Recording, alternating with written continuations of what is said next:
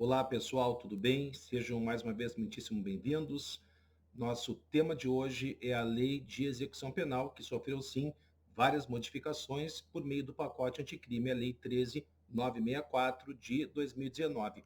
A primeira questão, extremamente importante, diz respeito ao artigo 9º, letra A da LEP, porque ali está prevista a obrigatoriedade de realização de exame de perfil genético do réu condenado definitivamente por crime doloso, mediante grave ameaça ou violência contra a pessoa, e crime hediondo, e agora sim, com o pacote anticrime, se ele se negar a realização desse exame de perfil genético, isso acarretará falta grave e, como nós vamos ver daqui a pouco, dará ensejo a todas as consequências muito graves realmente a partir então dessa falta e que, claro, o reeducando irá sofrer durante o cumprimento da pena. Chama atenção ainda em relação ao artigo 41 da Lei de Execução Penal, indo, claro, diretamente àquilo que sempre é cobrado na prova da OAB, que diz respeito aos chamados direitos do preso. Fiquem muito ligados, meio decoreba, né? No artigo 41, então, incisos 5, 10 e 15. Por quê?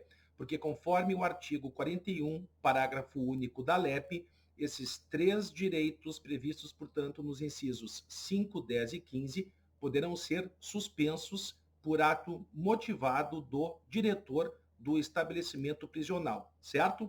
O artigo 39 da LEP fala sobre os deveres do preso. E lembrando que o artigo 39, ao contrário do artigo 41 de que falamos agora, o 39, ele é números clausos, ou seja, é um rol taxativo, ou seja, não podem ser criadas novas obrigações para o reeducando que ali não estejam previstas. Muita atenção ainda, galera, ao artigo 45 da LEP, porque, primeiro, não existe o instituto da tentativa na LEP, ou seja, se alguém tentar fugir, no caso, praticar, por exemplo, a tentativa de trazer para dentro do estabelecimento prisional aparelho de comunicação com o mundo exterior, leia-se um celular, por exemplo, certo? Não existe tentativa, portanto, esse reeducando ele será punido como se consumada fosse a falta grave. É a questão exatamente prevista na LEP, ok?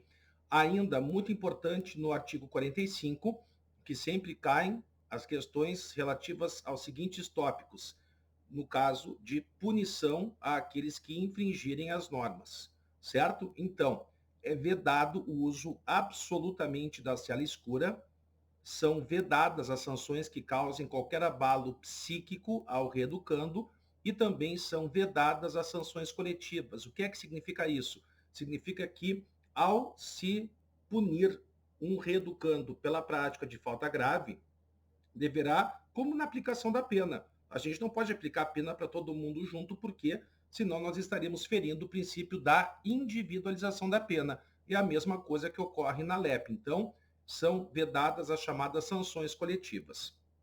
Muito importante ainda, galera, o artigo 48, parágrafo único da LEP, que traz as consequências, como eu tinha mencionado lá no início, as consequências da prática de falta grave.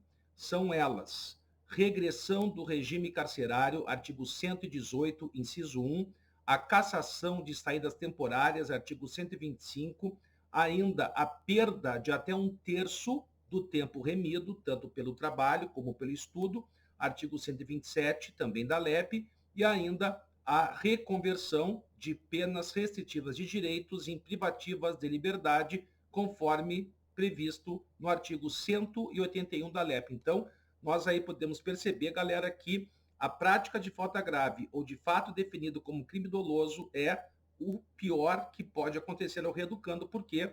Porque ele vai ter o regime regredido, enfim, ele vai ter uma série de malefícios que, na verdade, colocarão quase que a perder, muitas vezes, o tempo de cumprimento de pena, pelo menos para a progressão de regime. Por quê?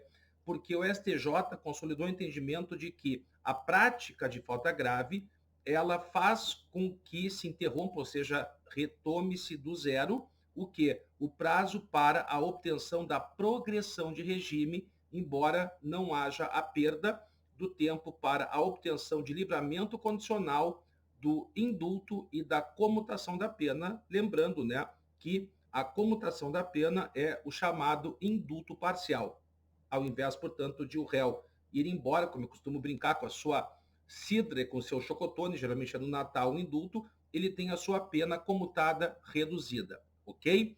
Muita atenção ainda, porque nós temos no artigo 197 da Lei de Execução Penal o chamado, então, recurso de agravo em execução penal. Galera, conforme súmula 700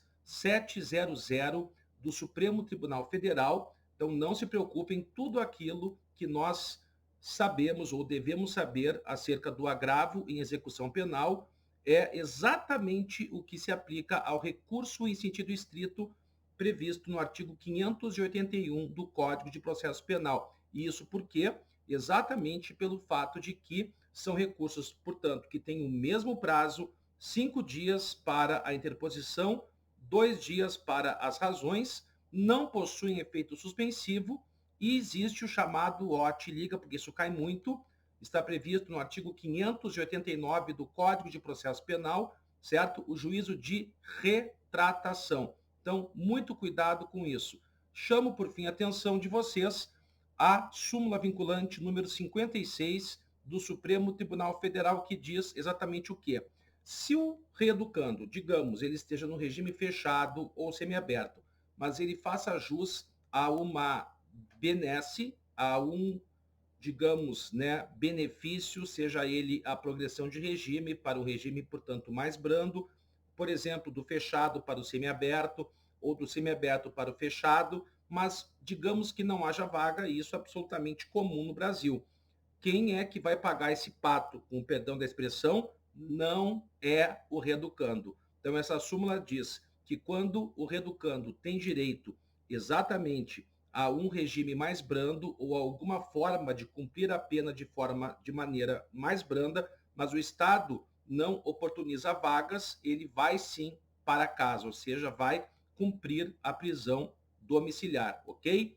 Ligue-se então, porque a execução penal ela é muito, muito detalhada e nós temos que dominá-la plenamente, mas claro que os tópicos mais importantes estão aí para vocês acompanharem no nosso livrão, ok? Um abraço a todos e até a próxima.